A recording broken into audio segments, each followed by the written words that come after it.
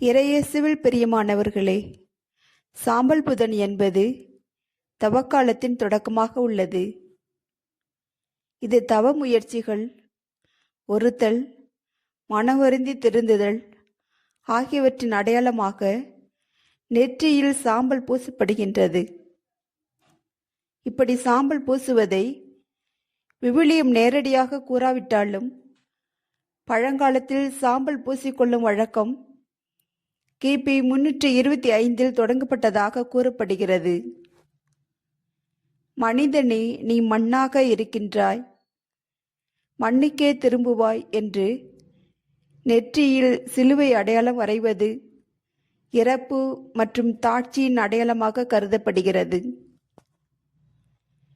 மனிதன் தன் பாவங்களுக்கு மனமருந்தி திருந்தி கடவுளிடம் திரும்பி வருதல். உண்ணா நோன்பிருந்து அழுது புலம்பிக் கொண்டு உங்கள் முழு இதயத்தோடு என்னிடம் திரும்பி வாருங்கள் என்கிறார் ஆண்டவர். யோவேல் 2:12. நோவா காலத்தில் 40 நாட்கள் இரவும் பகலும் மழை பெய்தது. மோசே சீனாய் மலையில் 40 நாட்கள் தங்கியிருந்து திருச்சட்டம் பெற்றார். இஸ்ராயேல் மக்கள் 40 ஆண்டுகளாய் பாலைவனத்தில் கடவுளால் நெறிப்படுத்தப்பட்டனர். இயேசு 40 நாட்கள் உண்ணா நோன்பிருந்தார்.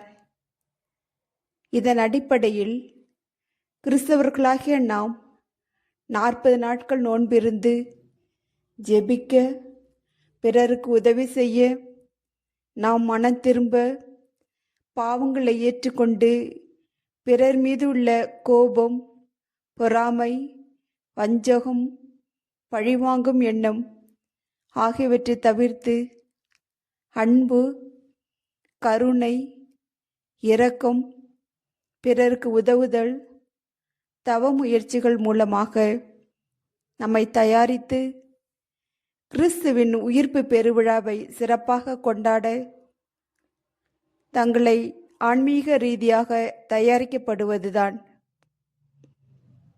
இந்த தயாரிப்பின் வழியாக நம்மை நாம் தூய்மைப்படுத்த, இறையருளை பெற, சிலுவையின் வழியாக கிறிஸ்து அருளிய மீட்பை நினைவு கூறவும், தீய சக்திகள், பாவ சோதனைகளிலிருந்து விடுபட்டு இறைவனின் பாதுகாப்பை பெற்று இறையருளை நிறைவாய் பெற நெற்றியில் சிலுவை அடையாளத்தை பெற்றுக்கொள்வோம்.